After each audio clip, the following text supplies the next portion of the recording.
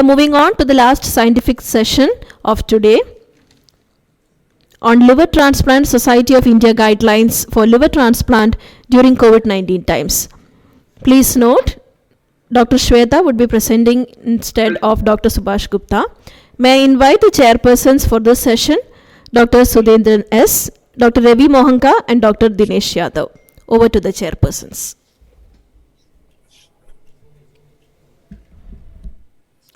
Hi, this Thank you, is Shweta. He's Dr. a chief Ravi Mohanka. anesthetist along with Subhash. Shweta, please go on. I don't want to waste your time. You're going to talk about guidelines for COVID-19 vaccination and liver transplantation. Yes, So I am presenting on behalf of Dr. Subhash Gupta. The Liver Transplant Society of India got together and we composed the guidelines for conducting liver transplant during these difficult times when the pandemic was on. Because what happened at the start of the pandemic was that liver transplant activity had come to a stop. There was complete uncertainty and cadaveric donation had also come to a complete halt. Then Liver Transplant Society felt obligated to frame guidelines because in the case of patients who are suffering from chronic liver disease, there is really no option. They cannot be put on regimes like patients with kidney failure who can go on dialysis. For patients with liver failure, there is really no alternative and most of them succumb to their illness.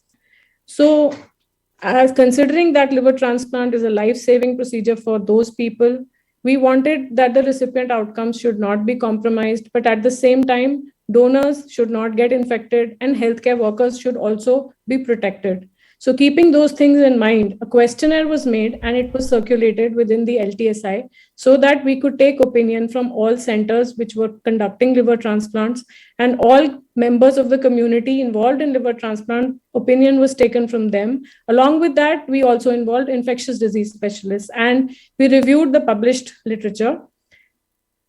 And keeping these things in mind, these were the questions which were considered. With that, as to what are the indications for performing transplants in adult and pediatric recipients, what to do in patients suffering from acute liver failure, what should be the conduct for deceased donors, and whether minimally invasive donor hepatectomies could be done, what should be the paradigm for COVID-19 vaccination in recipients, donors, whether any antibody testing was required, how many tests were required, how many RT-PCRs were required, when and where should the donor screening be done, and in what conditions should the surgeries be postponed, because these were the questions which were confronting us during the pandemic.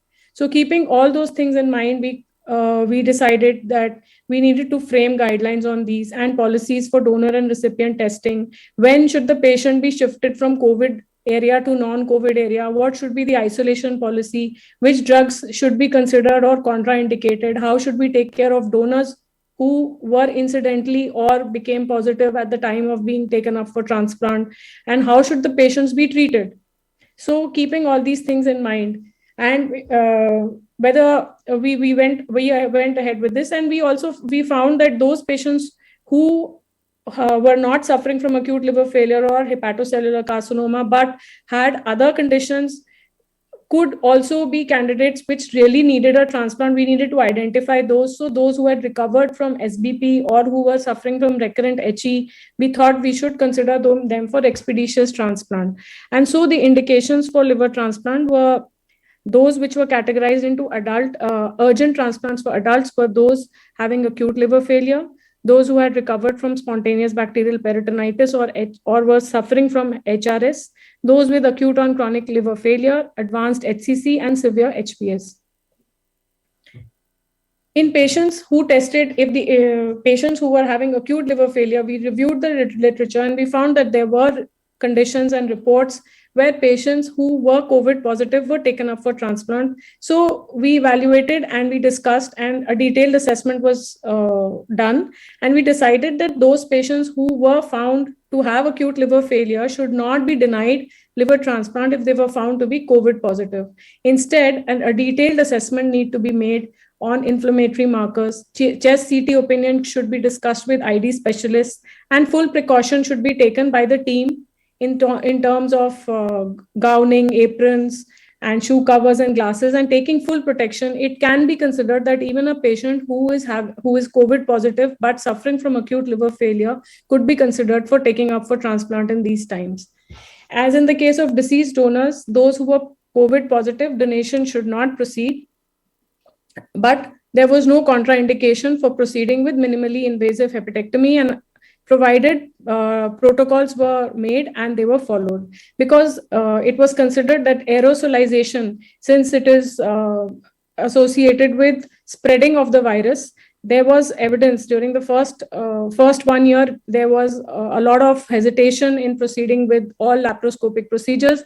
But the guidelines and the consensus at the end of our discussion at this time was that we can, if we are using our protocols, we can consider going ahead with minimally invasive hepatectomy because it is in the interest of the patient and the donor. For vaccination, Liver Transplant Society felt that it was not, that insisting for vaccination prior to transplant was not practical. However, it should be promoted. And if possible, one dose should be given 3 weeks prior to both recipient and donor. And once one dose has been administered, the second dose can be administered 3 months after the transplant. Antibody testing was not mandated because it is considered that, unlike other diseases, especially hepatitis B, which is very common in liver patients, we look at the antibody titers to see if a person is fully immunized and if he's adequately protected. But in the case of COVID, antibody testing has limited value. It is not considered even now whether it is indicative of immunity or not. It is best that if a person is not vaccinated, he should be vaccinated. So the society mandated that that antibody testing prior to transplant is not required. And then whom to test and when to test. So 72 hours before the procedure, if an RT-PCR needed to be done, and if the recipient tested positive prior to the surgery, and if the transplant is postponed because of that, as per the guidelines, there was no need for repeating a test after 3 weeks. If the person recovers fully, then it was mandated that even without a second RT-PCR, the patient could be taken up for surgery, provided he has recovered clinically. Now, for donors who tested positive, so donors who had no infection or completely asymptomatic and came incidentally positive, then it was considered that initially that they could not donate for the next 7 weeks for their safety. But reviewing literature, we found that the recent American Society of Anesthesiology guidelines suggested that the 4-week gap may be sufficient. So we modified our guidelines to say that all donors who were scheduled or who had decided to proceed for going ahead for donor hepatectomy and came positive incidentally or were suffering from mild symptoms like URI, they could donate with a 4-week gap if it was considered that they would have recovered sufficiently and they could go ahead with elective donor hepatectomy. Post surgery for donors and recipient, if they were found positive, then it may be that they could be nursed in the same area rather than shifting them to a special COVID designated area. But then it was to be kept in cognizance with the state policy along with the hospital policy. All decisions were to be taken with those two policies in mind.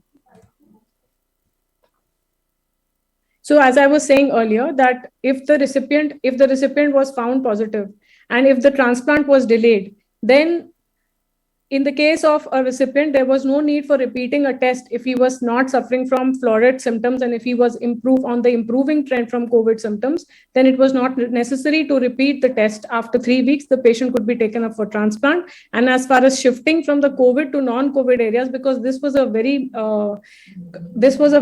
gray area, that patients who were suffering from COVID needed to be shifted from the non-COVID area to a COVID area. But that was not possible because by the time the test came positive, it was very often that the patient was already being treated and in a non-COVID area. But keeping in cognizance with various requirements of hospitals and different states, it was suggested that it could be modified.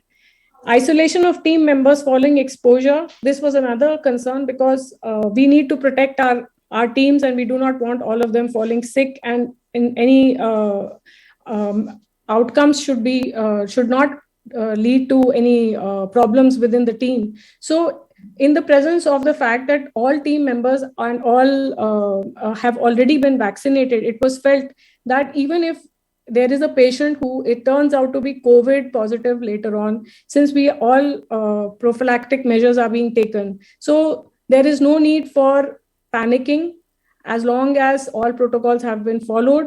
Non-vaccinated members, definitely they are at higher risk, but all team members or healthcare workers, since they are double vaccinated and all precautions are being taken, so there is no need for mandatory testing after an incidental exposure, and there is no need for any panic.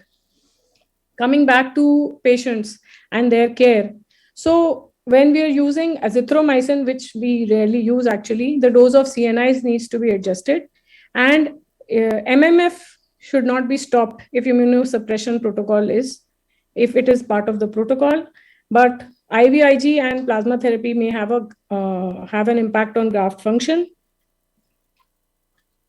When we're taking care of these patients, it was felt that prone positioning and early tracheostomy, these should be advocated from respiratory point of view. If the patient is being ventilated, if this patient is of this COVID positive patient is on ventilator, then in order to improve the PF ratio, prone position ventilation should be mandated early, and an early tracheostomy should be considered.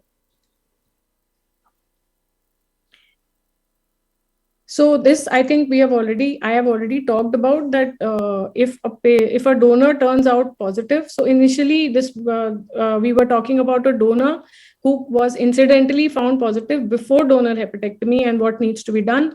And this is after the surgery. The scenario very much was common that although all precautions were being taken and the patient was not having any symptoms prior to the surgery, they turned positive after surgery.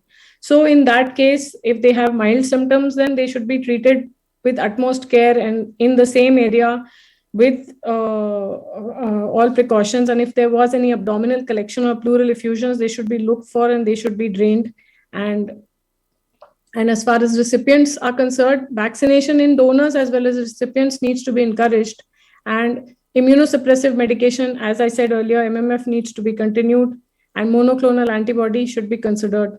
And rigorous control of blood pressure and diabetes was to be done.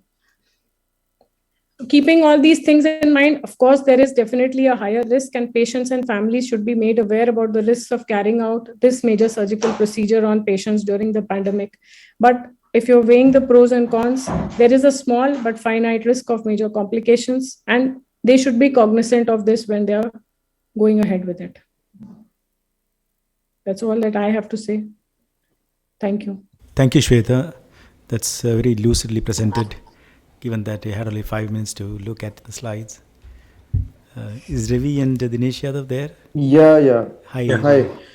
Any questions? Comments? So very nice presentation. Has now that the third wave is probably not going to happen or probably will happen. Now, as the COVID impact changes, is the Liver Transplant Society going to revise the guidelines based on whether once this pandemic or the wave becomes like an endemic disease?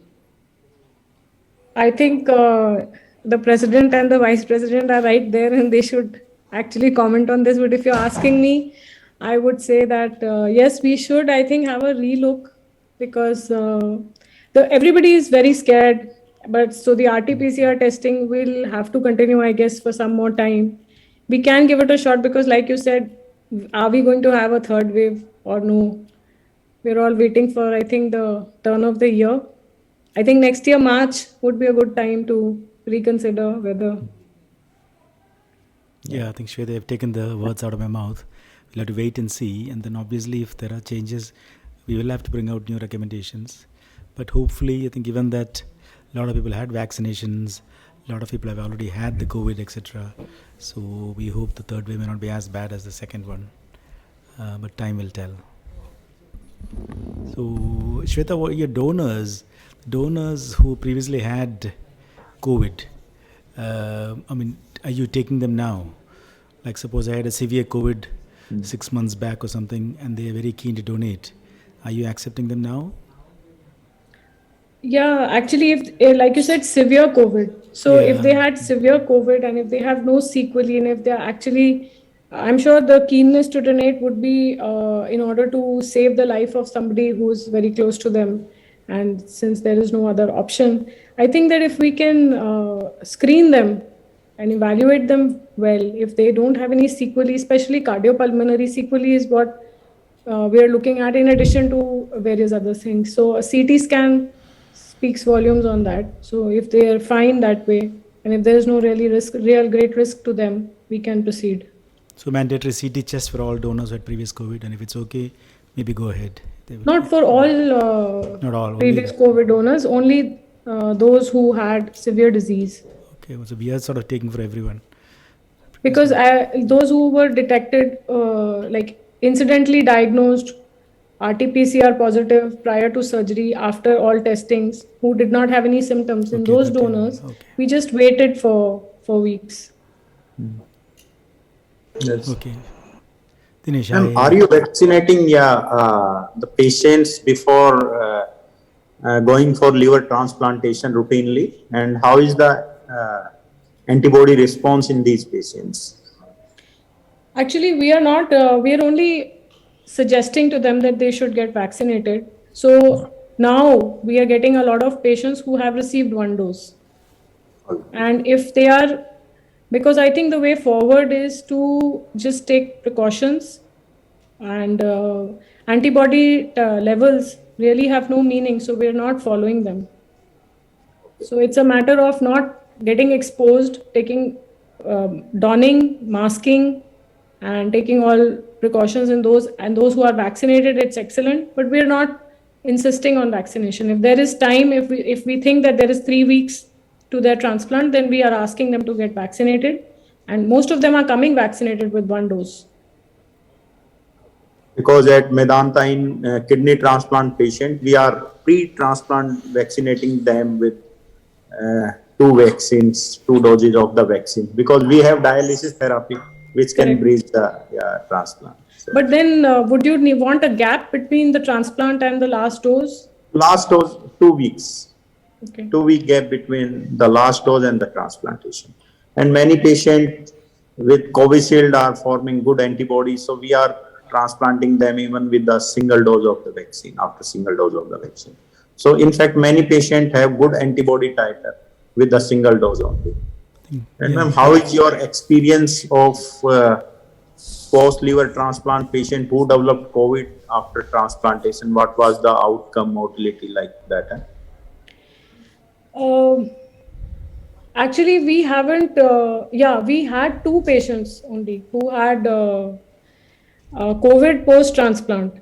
And one of the patients was, and both of them survived. And one of them was extremely unwell and was on, like we had to keep him in prone position and ventilate him. We tracheostomized him, we put him in prone position, and it was a long and it was a long post-operative and a very turbulent kind of a course for one of them. And I'm sure that, in fact, his donor also came, initially the donor came positive. So out of the 2 patients who came positive after transplant, one of them who had mild disease, his donor also became positive. And both of them recovered, it was not so bad. But in one of the recipients, we had to put him in prone position and ventilate him for a very long time because we were not, his oxygenation was not being maintained and we were very unsure, but he came out.